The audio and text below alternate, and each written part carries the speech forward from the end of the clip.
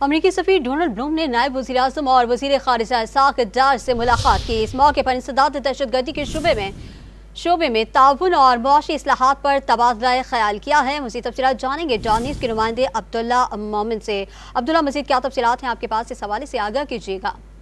جی بالکل، امریکی سفیر ڈونلڈ بلوم جو اس وقت اسلام آباد میں انتہائی ایکٹیو ہے اور وہ مختلف سیاسی رہنماؤں اور اس کے ساتھ ساتھ وفاقی وزیروں سے بھی ملاقاتیں کر رہے ہیں، اور اسی سلسلے میں آج انہوں نے وزیر خارجہ اسحاق ڈار سے بھی اسلام آباد میں ملاقات کی، اور اس ملاقات میں انسدادی دہشت گردی کے شعبے میں تعاون اور معاشی اصلاحات پر تبادلہ خیال کیا گیا ہے، جبکہ اس کے ساتھ ساتھ علاقائی سلامتی، سیکیورٹی اور معاشی چیلنجز سے نمٹنے کی کوششوں پر بھی تبادلہ خیال کیا گیا ہے۔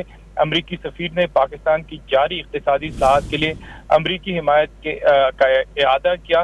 امریکی سفیر نے کاروباری روابط کو بڑھانے اور سرمایہ کاروں کے لیے سازگار ماحول کو فروغ دینے کے لیے امریکی حمایت پر بھی زور دیا ہے، جبکہ امریکی سفارت خانے سے جاری اعلامیے کے مطابق دونوں رہنماؤں نے توانائی، ٹیکنالوجی کے شعبوں میں تعاون پر بھی بات چیت کی ہے اور اس کوششوں کو جاری رکھنے کا فیصلہ کیا ہے۔ جی عبداللہ مومن ہمیں تفصیلات سے آگاہ کر رہے تھے، آپ کا شکریہ۔